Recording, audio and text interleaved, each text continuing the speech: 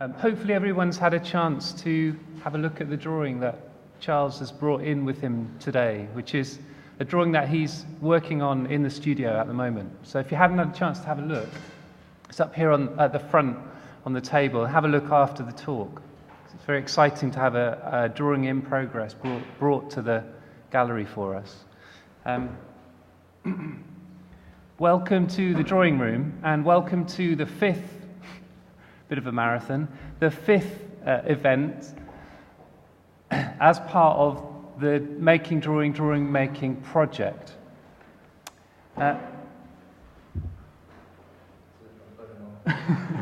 Events include In Conversations, which explore the ideas, processes and working practices of various artists, including Dryden Goodwin, which opened the project on Saturday, Francisca Furter, which was on Tuesday evening, Charles Avery, obviously this evening. We're delighted to have him here at the drawing room.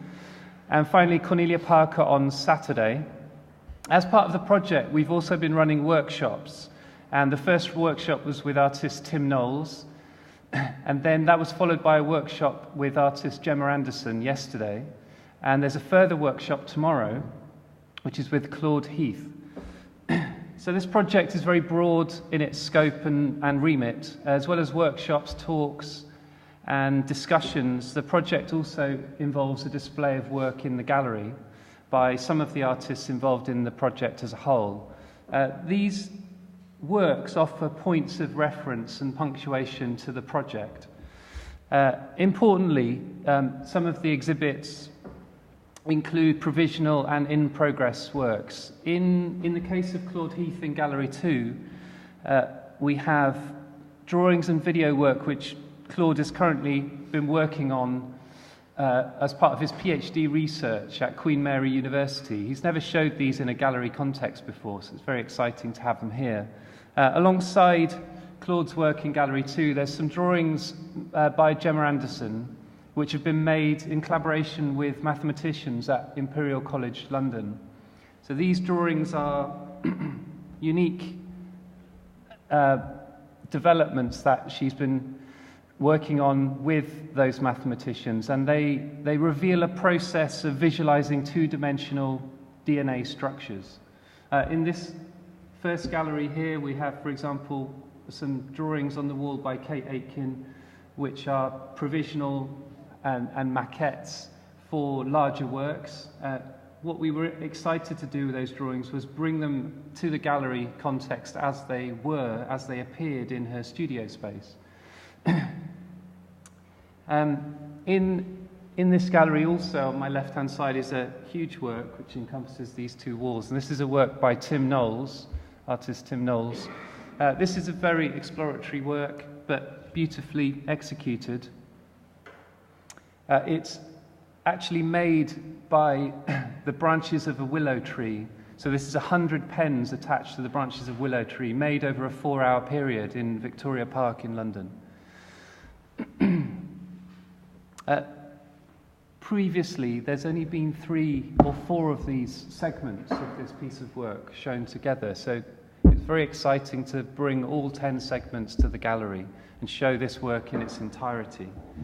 By way of brief introduction, my name's Jack Southern, and I'm an artist, educator. My creative output also involves writing and, to a degree, curatorial practice. This project at the drawing room has evolved out of a 2-year project which culminated in 2011 with the book Drawing Project. So that's this book here. I don't know if anybody's seen this book, but this book is a combination of practical drawing projects that students, or in fact anybody, can do and use. So it can be used as a kind of manual for drawing in one sense, but it also integrates features on contemporary artists. All of the artists involved in this project at the drawing room feature in this book. So of course one of which was Charles Avery. In the feature, Charles's feature in the book, there's a conversation which came from a studio visit that I did, and it was an extensive and interesting conversation which we then developed and edited into the text that you see in the book. In a subsequent conversation that Charles and I had before Christmas about today's discussion, we decided that it would be relevant to not show any digital projected drawings, no, how would I say it, reproductions of drawings.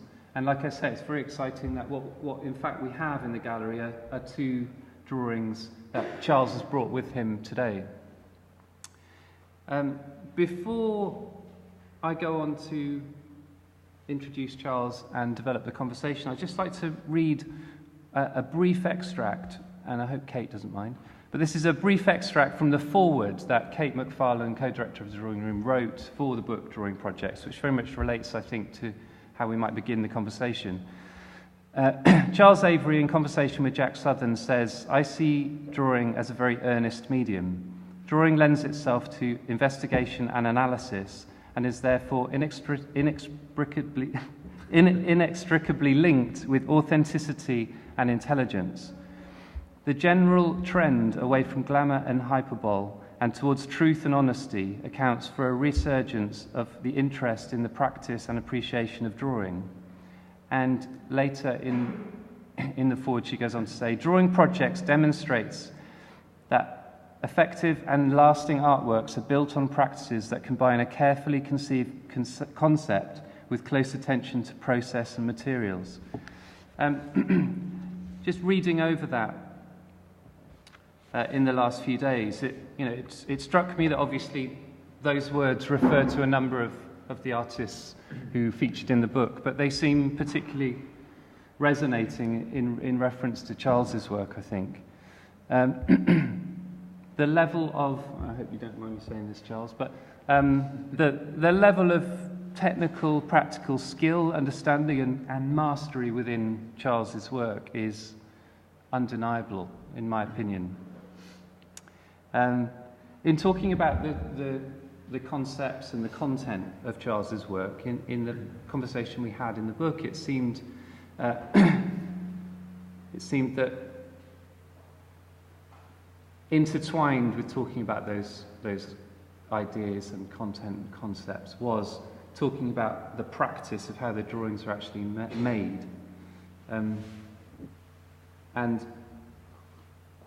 I think possibly a good place to start would be that, out of many conversations that we've had in the past, what's transpired, which I possibly didn't know previously, was that you're completely self-taught. Yeah. As an artist and as a sort of draftsperson of drawing, which I find quite remarkable. As someone who teaches drawing also,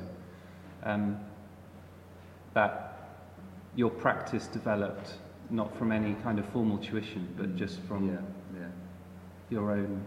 And from looking at artists from the canon as well. It wasn't like I just and then looked at drawing. I looked at a lot of drawing, but I wasn't being. I mean, I did do some life drawing class in Edinburgh when I was about 17, so it wasn't completely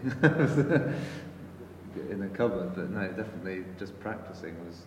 That's what I did. I just did it again and again and again, and just drawing all different, but mainly drawing from my imagination as well, because I applied to Edinburgh Art College on several occasions and got. Sorry, am I not speaking to that?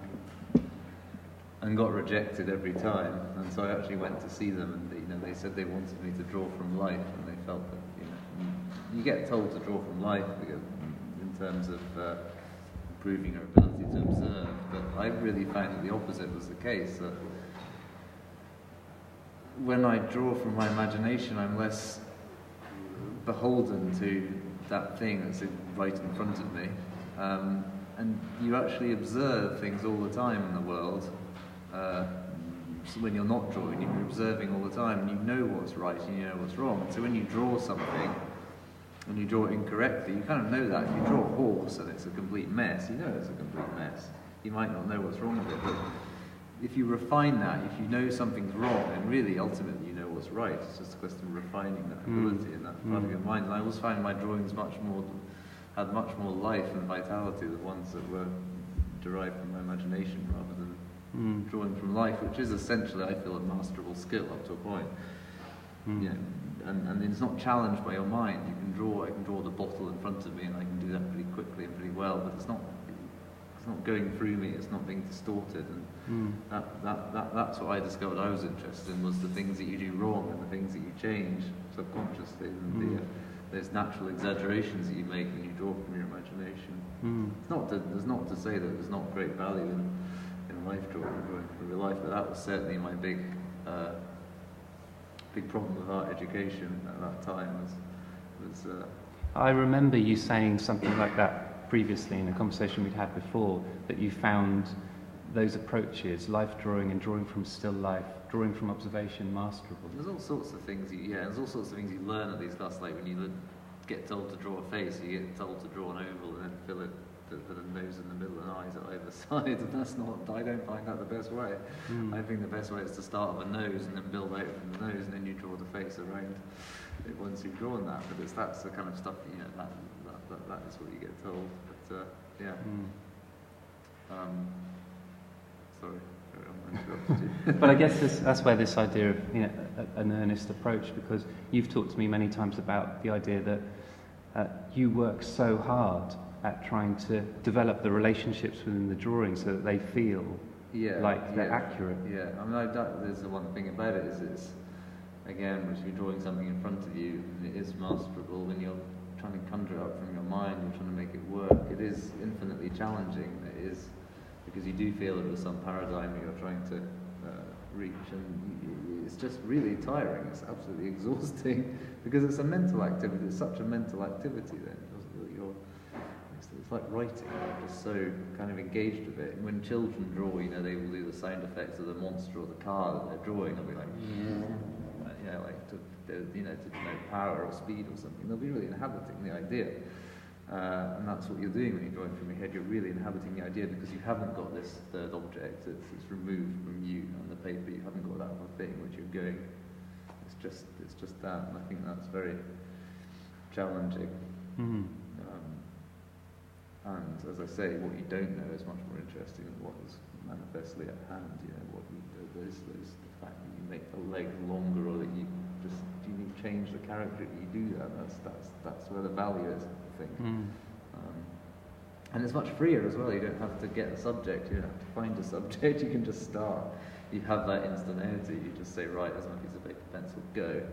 Like if I wanted to do the drawings I did, the large figure compositions that I do, I don't know how I go about that with life. I'd have to get all sorts of models. I'd have to pay them probably. I'd have to get them to take their clothes off. I'd have to and then I'd have to do all these sketches. It just sounds like a complete headache. So actually, that ability to so I've worked hard on that ability to actually do it from my head as well. But that does seem to me, and probably to quite a lot of other people who admire your work, to be a completely remarkable skill, because when you're in the studio and you don't have any reference material or source material, you're drawing from your imagination, you're recalling, all sorts of fragments of information that might have been observed in the world, but you don't have to refer to or rely on in the studio. Yeah. That level of intensity... That just goes for the people. I mean, like sometimes we use reference for objects and things like that. It's not like everything in the drawings. It's as much as possible. But yeah, certainly the people, the human relationship with people especially. The idea of not using models is you can't get them to do what you want. You can't. If you like, I see people walking down the street. You think, oh, great! I'd love to draw there. I'd love to. You can't. I can't stick a camera in their face, and I'm not very good. Some people are very good. Photographers are very good at that, making people feel comfortable and getting them to be themselves, and infiltrating situations and taking photographs of people. But the only time I've tried that, I probably got beaten up. It was on Ridley Road Market, so it's not. That's another skill. But that also, I feel, it's quite photographic because a lot of the drawings have actually got a very photographic feel, not in terms of realism, but in terms of maybe the presence of a viewer that's not described, or the fact that a lot of the people are caught in quite candid poses, or that there might be the people in the drawing who are not directly relevant to the subject of the drawing, who just walk past and are in the background, like you see the news reports on the TV, and there's someone like behind the reporter and the subject, like sort of going like that in the background. There's all that kind of going on, so it has got a kind of photographic feel to it as well. Sorry, that was. But you've sort of suggested to me in the past that when you're in the world, as opposed to in the studio, you really intensely observe, or you find yourself really intensely observing. Yeah, you find yourself. I find myself staring at people on the tube, and then like suddenly, like, what are you looking at? And stuff, and you suddenly realise you catch yourself. Or kind of, you can draw lines around people as well. Like you can like look at them, you can just secretly draw lines around them, and they don't know you're doing it. Yeah, so it's all, maybe that all goes into the memory. I guess it's just a question of just doing it so much at a time. Like just do it. And do it and do it, and then you can't stop yourself, can you, when you're sort of charting those contours, because it is generally linear as well, even though the lines kind of give form. It starts off as linear, you know, and that's one particular way of drawing it. So yeah, you are also finding angles and contours.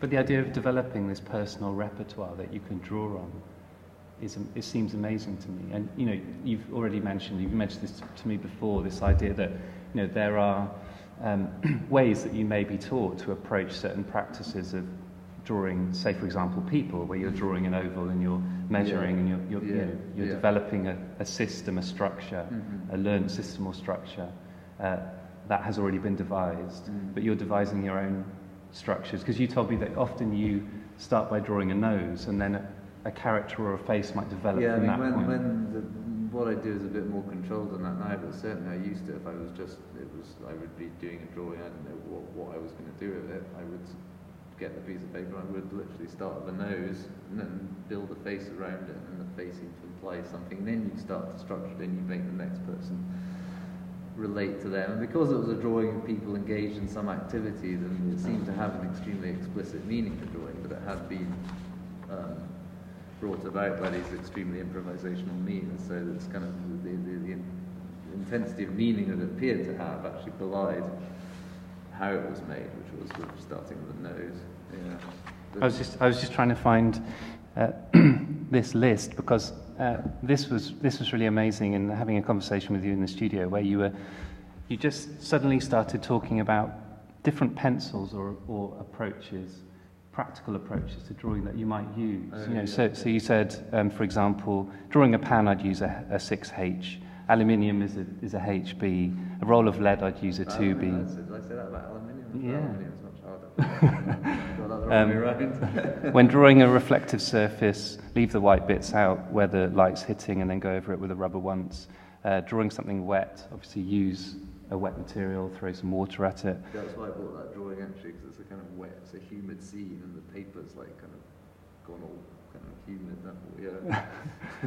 Drawing something textural, like posters on a wall, use a rubber to tear and blister the surface.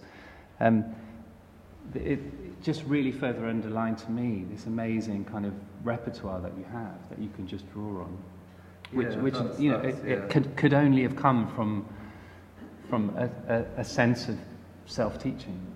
And it just comes from a lot of time doing it, endlessly doing it, and endlessly. Something I discovered about the world quite quickly, as I always felt the world had a grain, and I wanted to get that grain into the drawings. I remember looking at Rembrandt drawings and being very aware of the grain that they had in them, all the lines going in a certain way, like you have and that the world has that sense, it has that form, and that you can have two shapes which are exactly the same. You can have two planks, two forms, one that's an MDF plank and one's an actual plank that's made of real wood, and it's got that sense. The piece of real wood has got the grain in it, it's got the sense, and whereas the MDF has got no sense, it's just sort of fuzz, isn't it? It's, and like everything you look at, like everything, it's got that form, like it's indicating somewhere, it's going towards something, it has a meaning, it has a. And I just really became aware that I wanted to imbue the drawings with that direction, rather than being like a printer, which is like, just be a series of dots. And like when you draw the things, you draw them in the way, like if you're drawing something that's running, you draw it quickly. If you're drawing an old man, you tense the muscle in your arm so that it causes your arm to shake slightly, so you get that kind of jaggedy type of line. If you, like I said, if you want to draw metal, you use like the kind of hard pencil. You know, like when you have an aluminium pan, you get like thousands and thousands of sort of parallel concentric lines to create that. So you just, again, it's like about inhabiting the objects or inhabiting the people. If I'm drawing people, I'm always like, I don't do it deliberately, but like I said about the children, I'm always like distorting my face into what I feel is the expression that I'm drawing. So I always come back to literally kind of, if I spend 8 hours at the drawing board, I have to kind of unfurrow my face from that kind of, from that. It's just like, like I say, it's just like what children do. And I'm not standing up for children's drawings at all, because I don't subscribe to that idea that, it's all pure and brilliant, and that, we should all be drawing like children. That's certainly that aspect of it. But aside from this kind of idea of a personal repertoire that I keep talking about, when you're actually making the drawing and you're as involved as how you're describing, I'm guessing that despite having these kinds of very particular techniques you use, because you work so quickly, you're capitalising on mistakes and again, it's another very good reason to draw from the imagination. Is you get it wrong, and then sometimes what happens quite quickly is I compile a lot of lines on the page which are semi-erased, and then things start to jump out. And then you just suddenly see it, you feel it's there, I just need to do that, and it's just there, because you've got all these different permutations where you've gone over again and again and rubbed out and done it again. You kind of see the figures dancing there. But I guess like cave painting would have been, you'd see the kind of shapes in the rock, and it would imply. So there's definitely an advantage to be had there. And like so many of the characters, I might start off drawing them. I have one person in mind. I tend to find I need a departure point now. I have a certain character in my head I want to draw, but then I'll get it slightly wrong, and then someone else will come out with the drawing. I think, oh, actually, that's great. I'll use them, or I'll hold on to them for later, So there's a huge amount of kind of, sometimes it feels like serendipity when you just have these. And I've felt that about ideas in general. They're all as mutations of existing ones. That all the ideas I have are from mishearing something, or from some accident, or from spilling a pot of ink on a piece of paper. And think, oh, brilliant. Like you described in that drawing. Yeah, exactly. That helped. It's exactly how those drawings came about in the first place. So. But say you're drawing a character within your project, The Islanders, can a mistake actually change, for example, the sex of the person you're drawing? Oh yeah, they change sex and race all the time.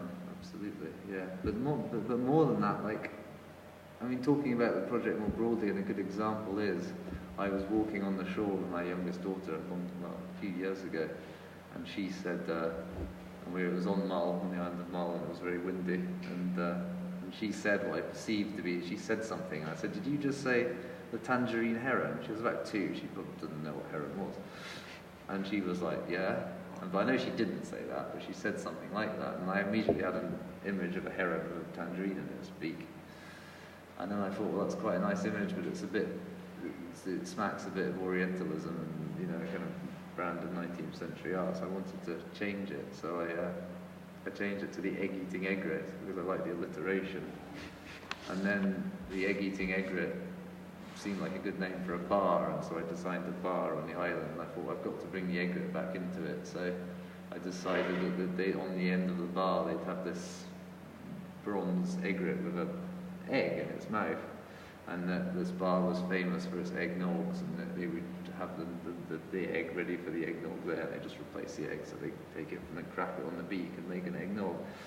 And so this whole vein of form, and this whole, and then I decided that within the central story of the hunter going off to catch a numinum to try and impress Miss his inamorata, he conceives this mission whilst in this bar, and then there's a whole narrative of him being in the bar and being roundly ignored by the waiters because he wasn't a regular.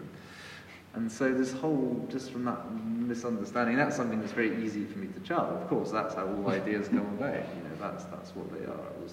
It's about mishearing somebody, and that's just within the scheme of the islanders. I'm able to chart a very specific lineage of that. But I feel that's how we all come about ideas. I'm sure that's how scientists come about ideas. They spill something in the lab, and then suddenly something amazing happens, and you're reading about it all the time.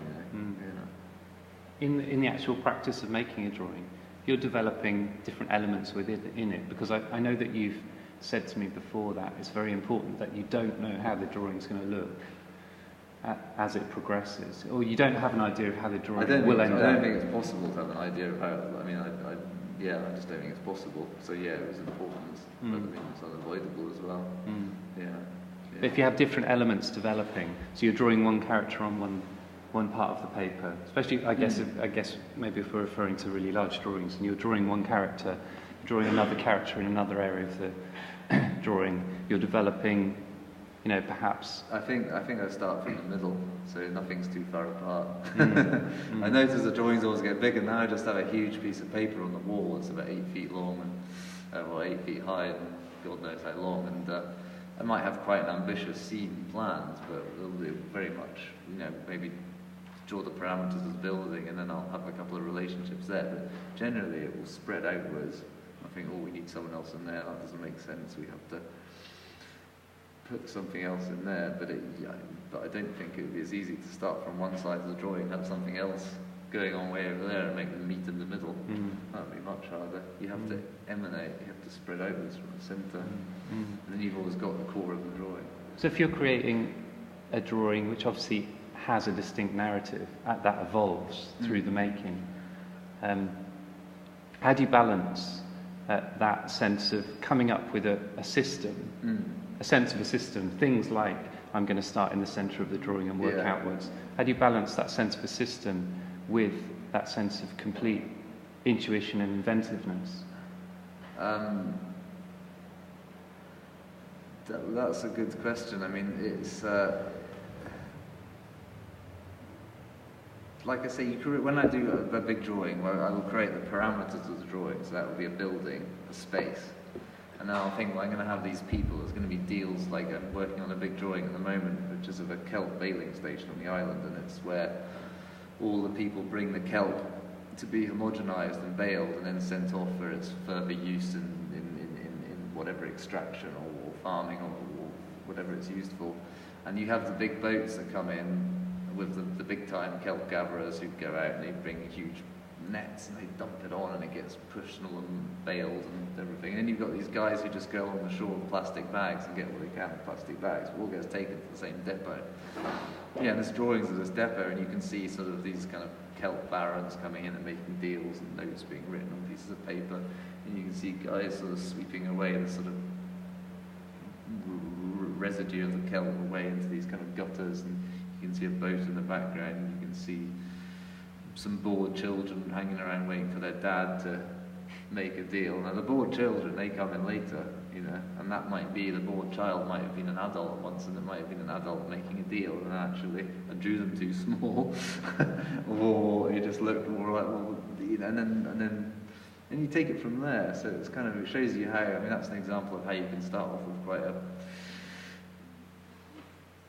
you know, have something of a structure, but it still have the room to expand and to use that kind of backlog of ideas and characters and motifs of the island that I have this large vocabulary of now, having worked on it for so long. Yeah, so but spatially it needs to make sense to me, so it's no good for me if I create a space. It might be a space like this, and then someone just, if they're completely the wrong size and perspective, I have to get that right. That stuff annoys me, so that I just have to rub them out. And that can be really annoying, because I can draw a person and they can just have the perfect expression, exactly what I wanted. But they're tiny. It doesn't make any sense. I mean, that'd be ridiculous. So then they have to eliminate them, which is heartbreaking. But, and I always try and copy them. This is a big mistake. I always try and think, right, I'm just going to do that. I'm just going to take a photograph of my iPhone. I'm going to bring it over here, and I'm just going to copy that expression perfectly. But it's never quite the same. And it's only because I've got the idea of that one that I've drawn before, and I'm like obsessed with getting that right. Whereas if I just left it alone and started again, I'd have a new person. So you cut off possibilities because of some commitment to. That's a pitfall. Yeah. Because I know we've talked in the past about this sense of balancing all these different elements as a drawing and as a piece of the narrative is developing in front of you. And I guess the reason for my last question was I know that you've talked a lot about the importance of this sense of pure invention. Yeah. You know, and obviously that relates to, as I've already said, working quickly, but because you've said to me a few times that drawing enables you to get something down as fast as you think. Yeah, you get the bones down. Yeah, absolutely. Yeah. So that relates to this idea of pure invention. You're in this very intense state of mind where you have that flexibility and that possibility within what you're doing to reinvent and recreate. There are pitfalls as well, though, to that.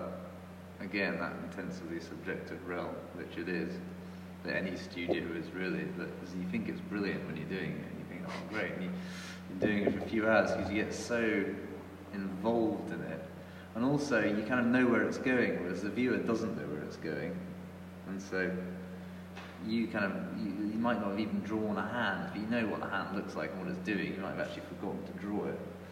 And you just get so into it, and you think, oh, it's great, and you leave the studio really happy, and you come back the next morning and you've readjusted, you've realigned the objective world, and you come back and see it, and you think, it's not as good as I thought it was. You think, oh God, I need to tackle that.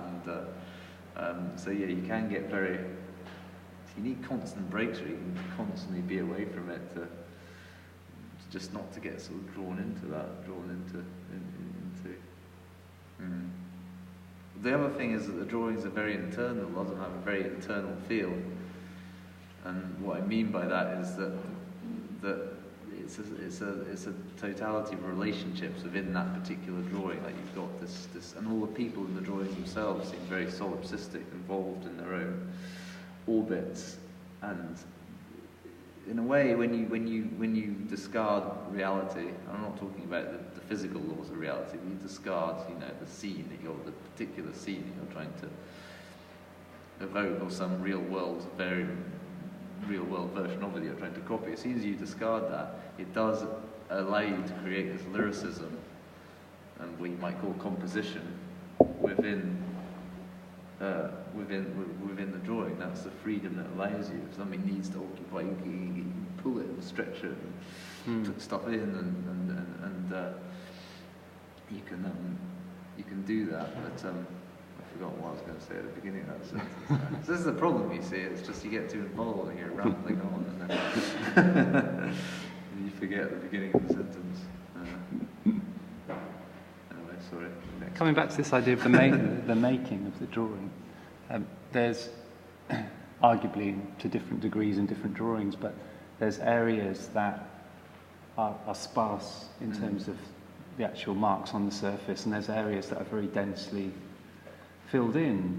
And I know that we've spoken in the past about this idea that on one hand that's a sort of visual device that you're very aware of, because I suppose anyone who makes drawings and thinks about compositional space is aware that can be a very successful kind of visual device. To have areas of intense density and areas of sparseness and lightness of touch. But then you've also talked about it in kind of metaphorical terms before. In terms of it being a microcosm of the whole Islanders Exactly, project. It's true. I mean, I'm just talking about that.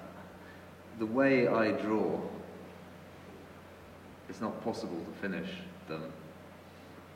And the biggest danger is overworking them. I've overworked many drawings just by, so you get to a stage where, because there's no correct solution, you're not covering the whole page, you're not, there's no limit to it. And so you just get to a point where you kind of think, well, I've just got to stop doing this drawing now. And that has the benefit that they maintain this vitality. And if the thing is, as soon as something is finished, as soon as it's clearly finished, it kind of becomes lifeless, it becomes dead, because there's no possibility of continuation. And it is the way it is, and you're saying it's right. And this is something to do with the idea of showing galleries as well, like the way the commercial gallery world is set up is you spend your time at art college, if you've been to art college. I did actually go briefly to St. Martin's. You spend 6 months, yeah. It's allegedly a kind of critical environment where you're criticising what you do, and then you go to being a showing artist in a gallery, and then the idea is that they're correct, the way they should be. These works, are selling them and advertising them as such, and as kind of masterpieces, if you like. No gallerist is going to admit that it's not right, or that it's not the way it should be. But that's of course absurd. You're suggesting that if I put one of my lines in my drawing slightly to the left, or if I did it another way, it would be wrong. And this is the exact right solution for that drawing. Is of course kind of preposterous. So it's a completely different thing. And these drawings are supposed to be diagrammatic. They're supposed to be alluding to something, hinting at something, like they're not the thing in itself, they're about this other place, they're about the island, and it's an impression of that. It's trying to just grasp it, and it's a moving feast which you're just trying to grasp. And by leaving the drawings like that, you have the sense of continuation, not only that you can pick up a pencil and continue doing that particular drawing. Obviously I'm not going to do that because they're in a frame on someone's wall in a house, but nevertheless they maintain that sense of possibility about them, and a sense of possibility of continuation beyond the frame of the drawing, and also a sort of acknowledgement that it isn't right and it was a struggle and that was its best. I leave all the ghost lines in there, so you see the ghosts of the old figures, you see a lot of the places I went wrong, you sometimes see phone numbers written in the corner of the drawing where I had to picked up the phone when I was drawing and had to remember a number.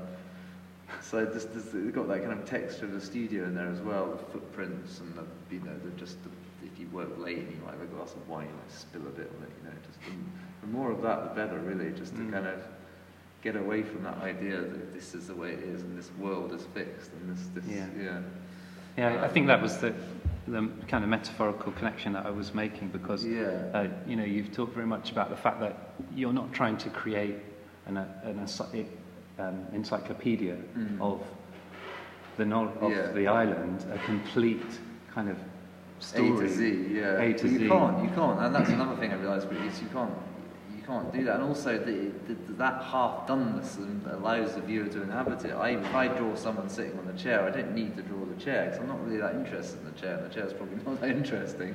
The interesting is the person with a kind of, their attitude, and I don't want to really waste time drawing the chair or waste time. And you can do that with drawing in a way that's completely plausible. Nobody's thinking, oh my God, where's the chair? If you do that in Photoshop, someone playing the piano and sitting on a piano, and the piano stool's not there, the first thing you notice about that picture is that they're not sitting on anything. That's what it becomes about. Whereas you do that in a linear drawing, the way that I draw, that's not what it's about. And you don't even notice it. You really, half the time, you just don't notice it. I don't notice it. I do it by accident sometimes, not drawing the chair. Well, to me, that's one of the most... And that's when you're talking about the... Sorry. No, go on. I was going to say that idea of this density and then that missingness. It just gives, I think it allows freedom, it allows entry into the drawings, it allows the viewer to have that contract with it, whereby they are actually the hunter explorer themselves. They're sort of really vitalising it, and that goes for the Islanders project as a whole. When I first decided I was going to embark on this task, I thought I was just going to draw a map and fill it in bit by bit, and that seemed like quite a good way to go about it. And then I withdrew from that because I realised that was impossible. I can't, because I have that love of detail and I love the richness of detail and I like that intensity, but I can't do that everywhere. I can't do that for every bit of the island. I mean, my life's not long enough, and it would just be agonising. And also then people say, well, do they have time on the island? I said, well, you want me to do that and then do it in the past and the future, you know, you can't like... and so you have, what you can do is, like I say, you go into this intense detail and then leave these lovely airy wildernesses which are kind of just allow some sort of breathing space. And it's very much like our knowledge and understanding of the world. Exactly, yeah. I've never been to China, but I utterly uphold it. In fact, I hope to go someday. So, but for me, it's a few images and words, and you know, replace it. You know, but obviously, it's into the scheme of the world. It's a major entity. So, yeah, that's how we see the world, and how we, you know. And it's, as an artist, I think any type of artist, you have. In your toolbox, you have contrast as one of your main tools. That is, you know, and that contrast between the detail and then the lightness, the emptiness, is a valuable instrument, as well as being, like I say, a logical necessity. So you can't do everything in that detail. I remember that in one of the last conversations we had before Christmas, you were talking about this contradiction. Do you remember that? No, but I will if you remind me. Because you were talking about the fact that a lot of the drawings that you've been making recently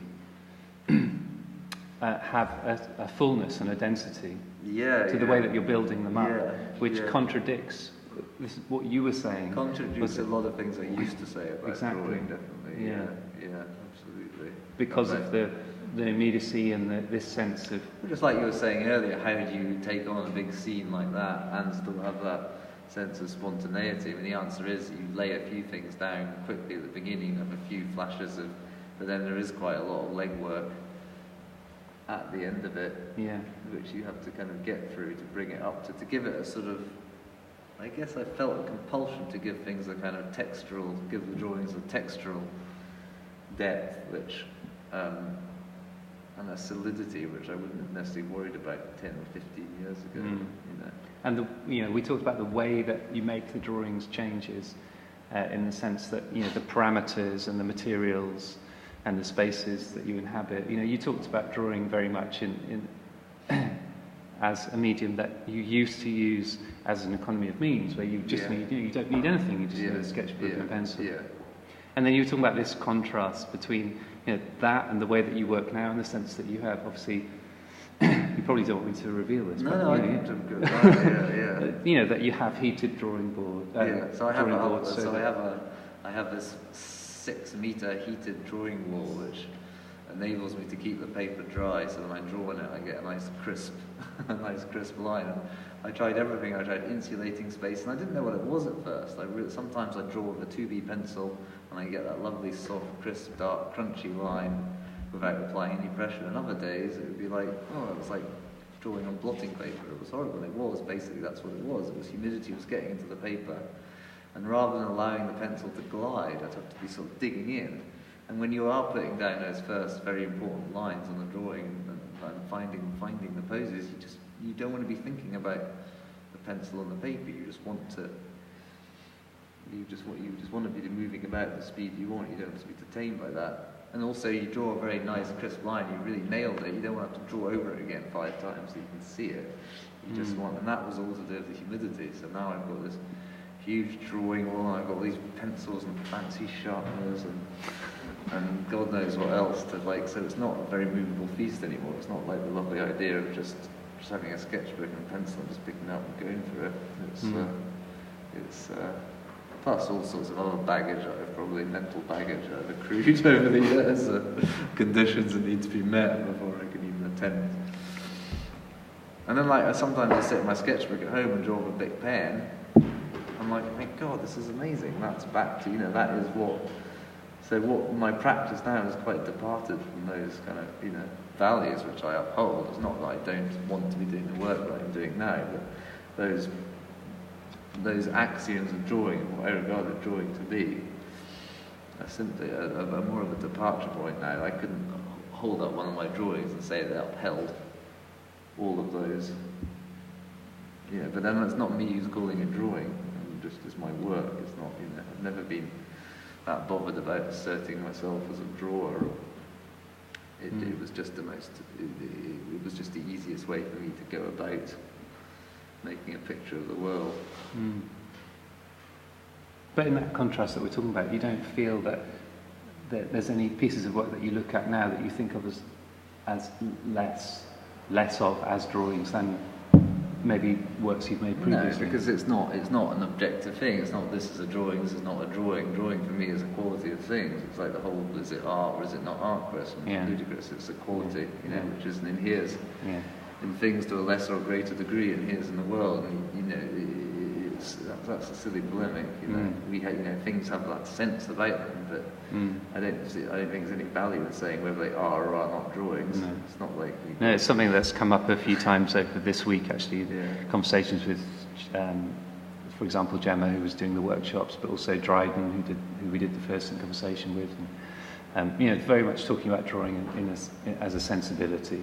And Dryden started by talking about drawing as a means to focus and have a very direct relationship with something. And in his case, sometimes it's observation, but in your case, obviously, it's usually imagination. But yeah, I completely agree with you. Yeah, and I think, you know, most people who draw kind of uphold that as well. It's it all had that sense, because it is something you have a sense of, but you can't.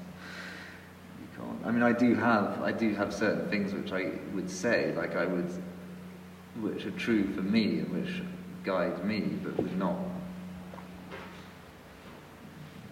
be sustained by other people, other things that we commonly regard as drawings. So, for instance, for me, as I said earlier, it's always something diagrammatic. It's something that alludes to something which is not there, it's architecture, or, you know, it's about another place or another space, and a signpost towards that. And it's absolutely not the thing in itself. Maybe that does stand up for all drawing, for all things, most things that we consider. What really drives me nuts is exhibitions saying that anything can be drawing and everything can be drawing, because everything is not drawing, because we have a word for everything, and it's everything. Drawing, and that's a linguistic discussion, and people say, oh, that's just linguistic semantics, but that's what we're having. We're having a linguistic discussion, and there is no other type of discussion, you know, as far as I'm concerned. And then again, that's a whole other argument, which I would argue to the end, that if you are going to talk about it, then you need to be talking in terms which are agreed. So yeah, no. But I guess that word... Like I've seen, like, oh, it's a film, but it's a drawing. It's not, it's a film. You know, there's nothing about it, it hasn't got any of that essence, any of that, you know, just because you're putting in a drawing show, that you're calling a drawing show, you're asserting it as such, is not, it's not go down that route. But I guess this sense of diagrammatic, it's very important to the content of the project as a whole. Yeah. Yeah. Am I going to expand on that? Yeah, I think it'd be great, yeah. I mean, yeah. I mean, it's just, my whole project utterly upholds that idea. The first thing I started with was a map. Even writing is diagrammatic for me in that sense. A large part of this project is writing, and a large part of that writing is writing that I haven't actually done yet, but I'm sort of building up to it. This problem is that the writing doesn't come as naturally as the drawing, so I keep postponing the writing. But that again, it's about this place. I'm giving people a set of terms. If I write a text, I'm producing a set of terms which the viewer inhabits. The terms are concrete. The elastic element, the subjective element, is how the viewer unites those words and puts them together to create a picture. And it's the same with the drawing. It's the same with the maps. I'm giving them directions to a place which I expect them to inhabit, them to chart their own way through the island, to have their own opinions on things. People are always asking me, like, in the drawings, what's that person saying to them? I don't have a clue what they're saying to them. I have little conversations in my head, but I don't know. I don't feel any kind of ownership or authority over what the people. I mean, obviously they're not saying anything to anyone. They're drawings, but it's lovely that people say that, because it means they're inhabiting the drawings. They're not, because you can look at a drawing and you think, well, this is 6 foot by 4 foot and it's drawn on paper with carbon and I think there's a bit of ink and gouache in there. Or you can think, is that boy in love with that girl, and is that dog going to bite him, and is that, you know, is that going to happen? Which means you're inhabiting the drawing, you're kind of involved in it. Yeah. And two very different levels, of course, of approaching the thing. Mm. And I don't want people to be looking at how I've done the drawing so much. I mean, people will, that's all right, but I'm not saying I don't want to look at that, but I guess I just don't want to feel that that's going to be a barrier to getting involved in the drawing on that other level that I'm talking about. Mm. And sometimes with my work, and this goes for other people who do this as well, is with my work there is that intense detail. I want to have that intense detail, but I don't want it to look like it caused me pain drawing it, because I think that pain will translate. And I don't want to think, oh my God, how long did that take you? Because that's like a nightmare. I don't want to say, like, you want to try and get that detail and get that intensity and get that depth into it, but without the main thing about it being, God, that must have been really difficult to do. And that's quite tricky, I think. I must say, I've never had that sense. I mean, I find myself so positive, involved in the drawing. Yeah. But, yeah. I mean, I'm aware, you know, we all go wrong from time to time. Like I said, I've done drawings which are overworked and stuff, but that would certainly be something that I'd be aiming to do. Yeah. When you're making the drawings in the studio, you have a sense of control, obviously, over what happens in the narrative of the drawings and the project as a whole. Does that change when the drawings or the work leaves the studio? Oh yeah, absolutely. I mean, that's a very broad but very important question. Is you don't like I said, you're in your studio, you're in your perfect subjective realm, which you've kind of made the way you want it, and you're on a jag, and it's perfect, and you interpret it the way you want, and then you send it out into the world, and you have no control over it then. You have no control over the meaning that gets attributed to it, you have no control what it gets shown with, you have no control. And of course, it's something that you have to accept. It's part of it's the deal, and I like the idea that the work goes off around the world, and it gets put with other things, and it becomes very arcane, and you'd see this one drawing, you didn't have a clue what it's about, but I also like the idea that you would, if you got involved, and if you chose to, you could investigate that work, and it would take you back into the system of the islanders which I created for it. And you could go on and on and on, and you would constantly be rewarded by being taken further and further into that world, if you were of the bent to do that. And that's why I created the island, I think, in the first place, was to take control, some level of control of meaning, so that I accepted the inevitability of this diaspora, but nevertheless, that whatever meanings were attributed to the work, which I completely uphold and enjoy, they've still got their pure meaning in relation to this system. And it's not a pure system, because I think that's philosophically naive, and that was one of the earliest ideas I had to engage in, was when I was making this country. It couldn't be pure, there always had to be something from the outside. The viewer had to be coming from somewhere. And so I had to have this idea of the outside represented on the inside. And I had to have the people and all the tourists you see coming to the island need to be coming from somewhere. So I had to create another country. So I've got one country, now I've got to create another one. So I created this kind of symbiosis between the two places to kind of get over that idea. So it wasn't pure. I acknowledged that idea of outside, so it was more kind of devolved state where there were another set of rules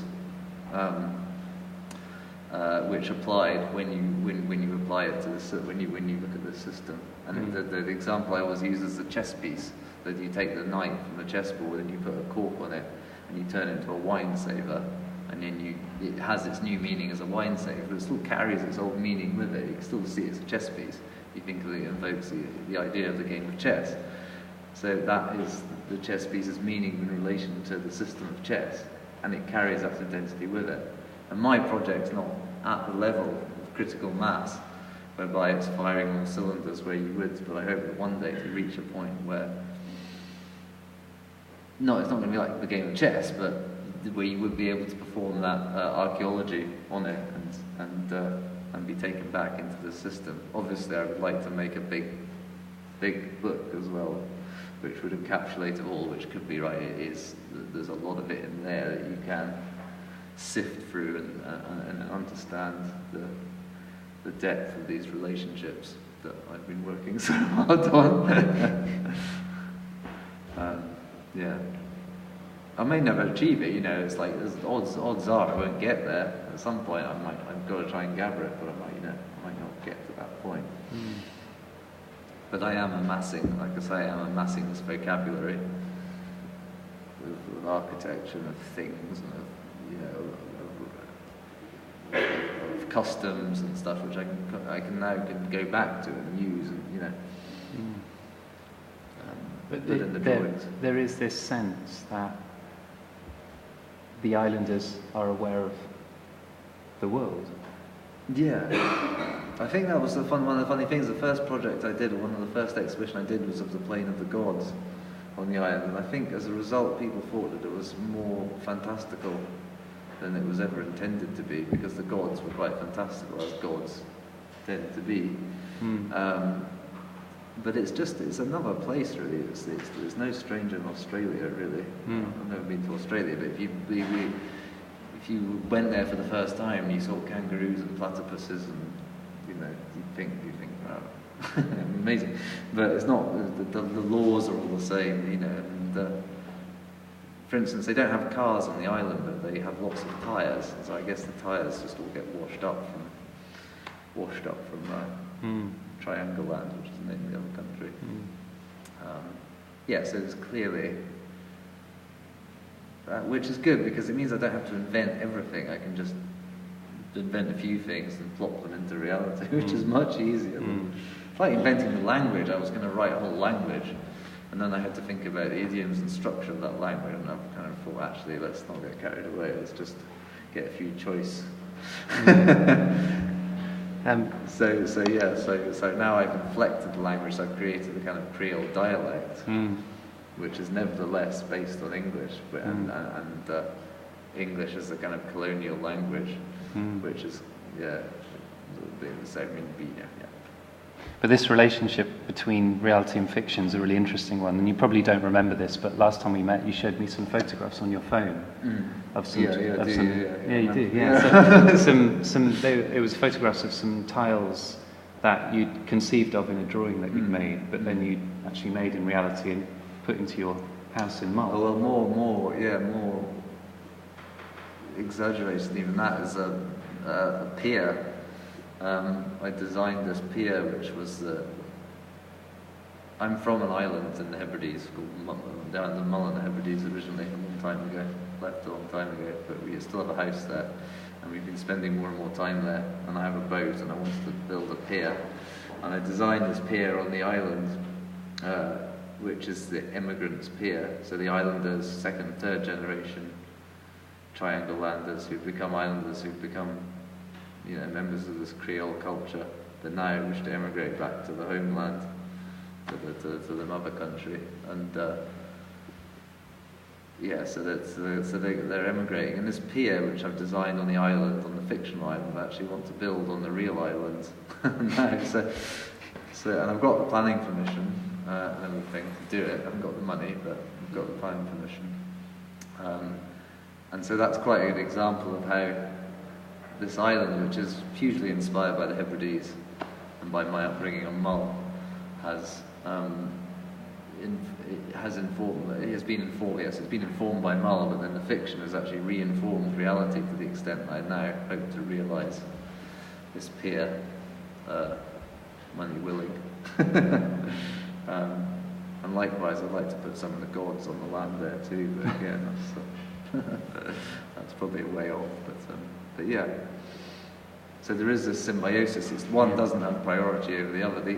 You have to imagine the Triangle Landers who discovered this island as the kind of the colonial overlords, and they kind of came and stuck their flag in this place,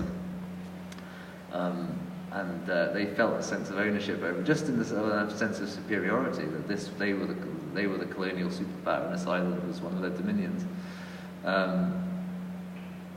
And it's like that of the world of ideas. When you first get involved in the world of ideas, it's a very exciting territory, and you think it's all new to you. You think of you're thinking all the time, and you think you're the first person to thought of a lot of these ideas. And then you research, you get told about other people, and you look into it, and you actually realise that this territory has been carved up over thousands of years, and every single little bit of every idea has been chopped up, and there's a flag put, and it belongs to someone. And it's really like proprietorial as well, like, you know, evolution belongs to Darwin. I mean, it's kind of said, but I mean, it's not like Greeks had ideas of even very similar ideas. It wasn't like he created the whole kind of concept, but nevertheless it belongs to him. Yeah.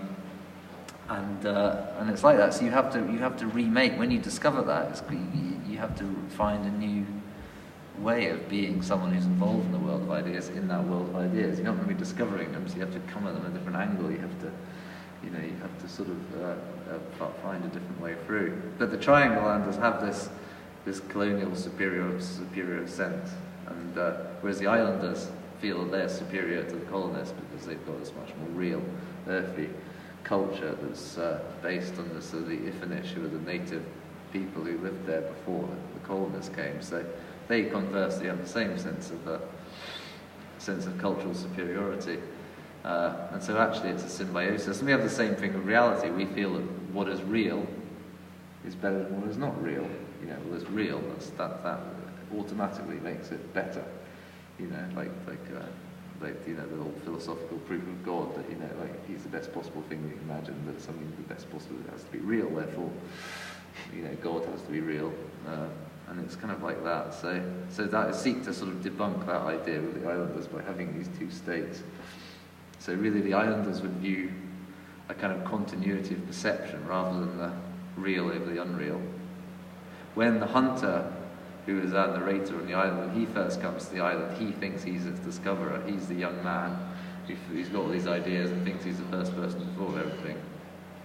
And then he gets to the shore and he drags his boat up and he's just basking in the atmosphere, contemplating his greatness and thinking about the welcome that he's going to get on this return back to Triangle Land, and how there's going to be messages from the government and all the dignitaries will be there to meet him, and that there'll be all these plaudits. And then he suddenly hears on the wind, he hears what sounds a bit like singing, and then he sort of does a second take, and it's definitely, you can hear this sort of female voice singing, and he sees this quite slight girl, lightly dressed, and he's done up to the nines, like an overcoat and like guns and everything, and she's just delicately hopping across the rocks in a pair of flip-flops, like picking this strange weed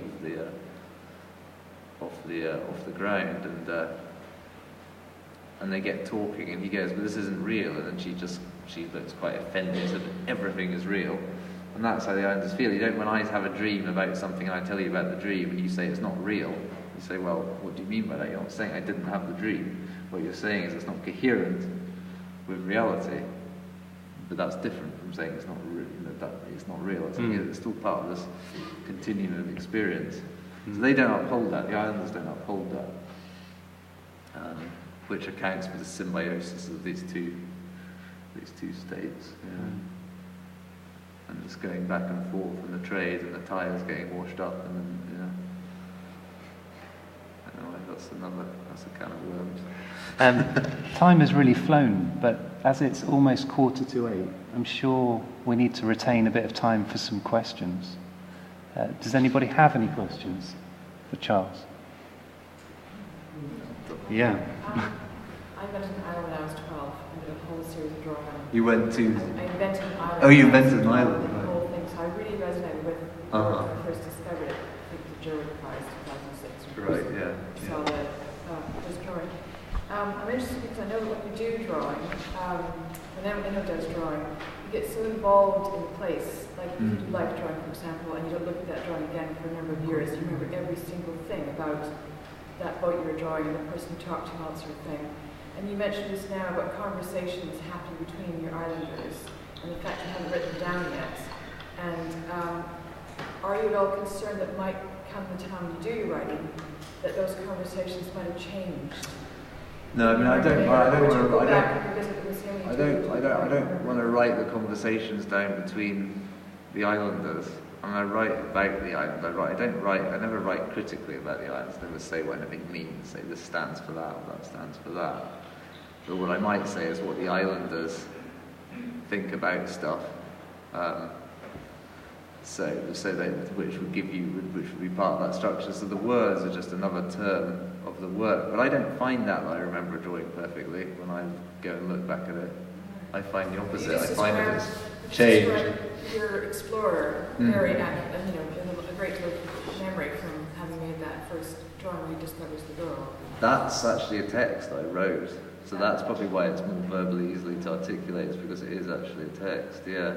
So, because I did a book called The Island as an Introduction, where I had the character of the hunter coming to this place, believing himself to be its discoverer. But sorry, what was your question? Would I be worried that I'd... Yeah, that maybe conversations, or not so much actual literal conversations between characters, but some of the ideas that you had when you made the drawings will have become diluted over time when you come to doing the actual writing that you're talking about doing. I mean, I think there's a constant neurosis about ideas being lost, and the need to have a notebook with you every time and write things down because you feel that you're going to lose them. But I don't think I'm worried about them being watered down. I guess my hope when I come to the writing is just going to all come flooding back.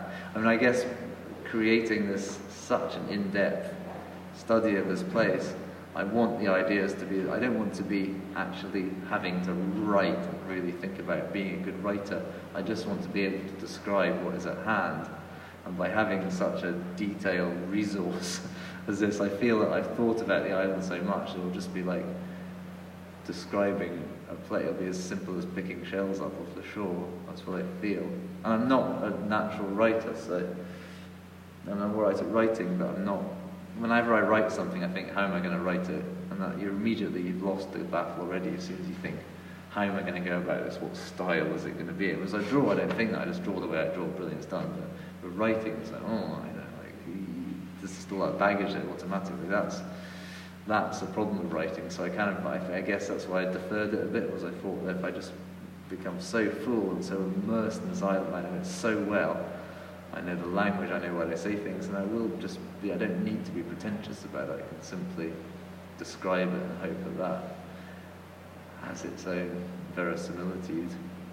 And just one more added to that, the sculptures that you've made in connection with how important are they to the sort of overall?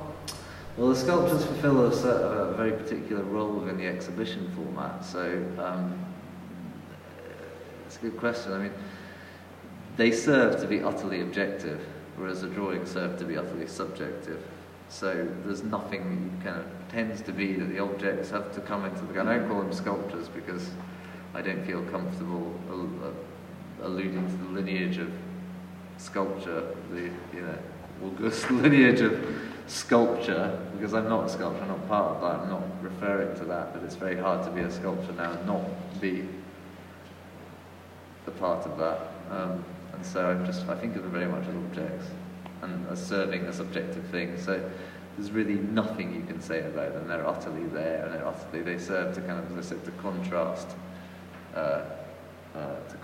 with the drawings. One of the objects I made recently was the hole punch, of which Miss is there's a scene which the hunter imagines where he finally makes it with Miss by the tree where the long type, I'm not even going to say it, but she's got a kind of hole punch sort of behind her back, she's holding, which looks like she's about to kind of club him with.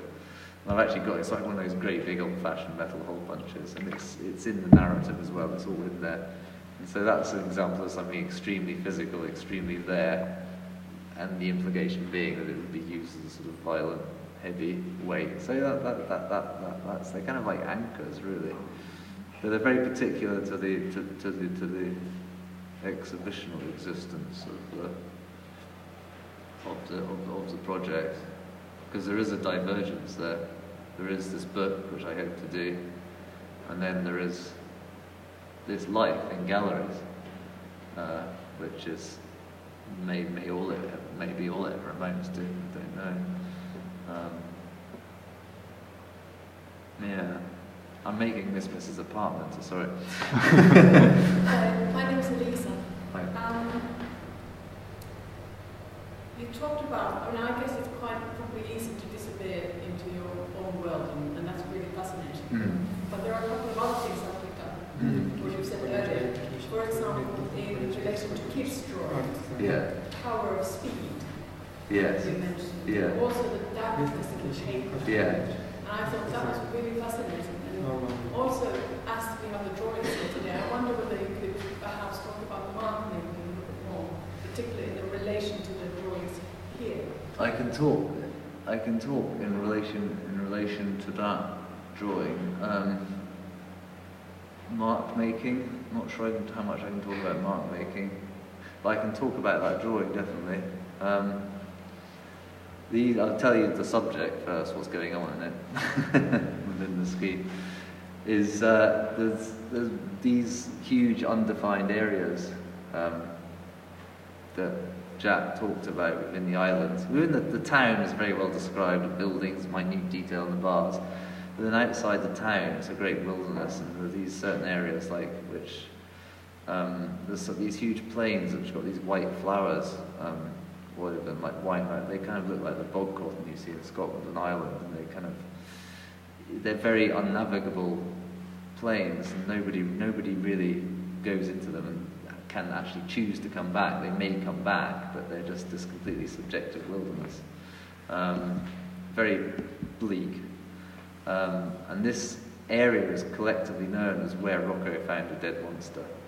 I don't know where it comes from. It actually comes from a child. It was a friend's child saying, or his friend's child's mother saying, Rocco wants to show you where he found a dead monster last summer.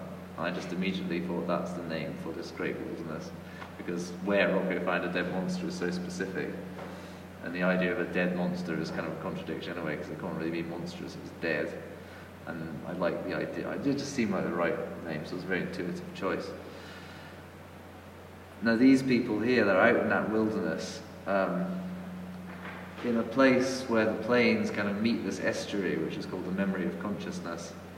And these great, very kind of soporific mudflats with kind of windless, where these kind of mists descend, and there are these big eels which live there, which some fishermen go and catch, and the eels are so sluggish you can just like sort of go and cook them and grab them. They're not, they're really cheap, kind of insipid meat. And there's also certain areas where you can find this kind of carmine, this intense reddy pigment, which they use to paint the hats with. That some of the islanders wear these very bright pink hats. A particular school, the empiricists, with a kind of belief system that wear these very bright pink hats. And people go there to find there's carmine, because it's very highly prized, and so they go there with their jam jars and they scrabble around. You find tiny little nuggets of it. You have to sort of dig around in the dirt, and you might just see a little pinkening in the water or something like that, which might be a clue. But you get a lot of dilettantes who go there as well. So you get your subsistence guys who go there and have to sell it to sort of eke a living, and then you have dilettantes who go there, the tourists who come from Triangle Land and just want to partake of this ritual. And that's what you've got there. You've got a couple of dilettantes from Triangle Land, so that, you'll probably get hopelessly lost and sink in the mud or die or something like that. But generally they come back alive. Yeah. So in terms of the making of the drawing, it was that kind of accident, that beautiful accident when you drop ink into water and you just get that thing in which you have no control over, and you kind of seek to control it. And for me, I wanted to have this thing where, again, this great contrast, the one between the people, the very specific, very certain characters, which I got great control over. It seems like I got control over. And then this element of the drawing which I have no control, which gives it that lightness and freedom and that kind of atmosphere. And then the guy is wearing this t-shirt. He's wearing a t-shirt for a restaurant called the Escargot Quadrato, which is a restaurant that I devised and designed, and there were drawings of this restaurant in the town.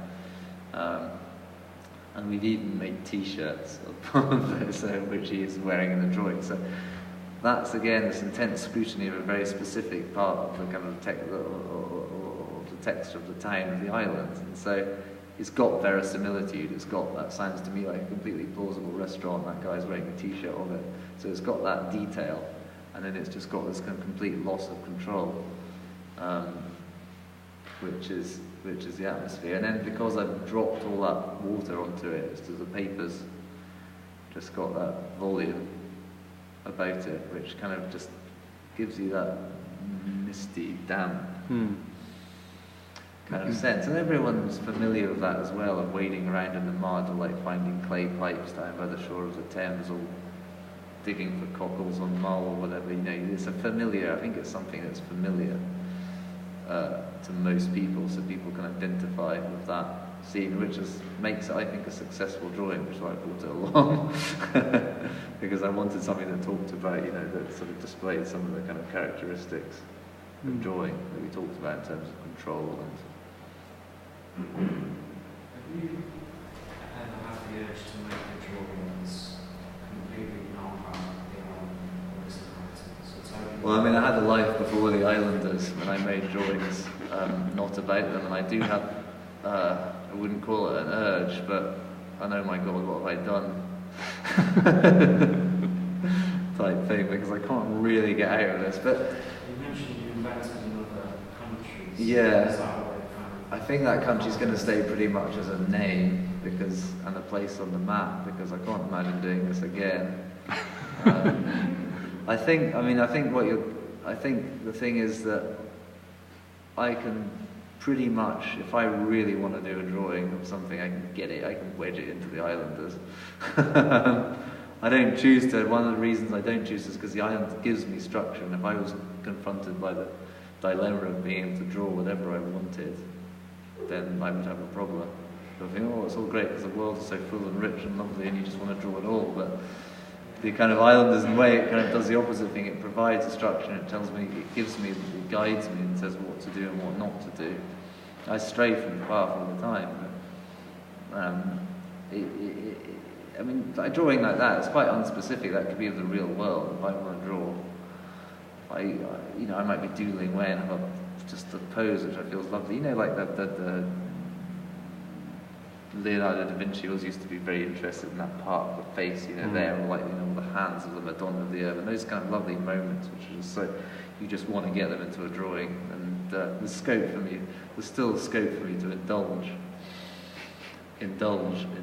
that, but yeah, no, sometimes if it's a good day I feel great and I love the island, and if it's a bad day I just, like I said, just think, oh Christ, I want to just like, I keep saying to my wife what we've done, and she goes like, we can get out of it, we can just go to the mall and you can sell dodgy watercolours in the road to do it else, and it'll be fine. Yeah, that doesn't sound better to me.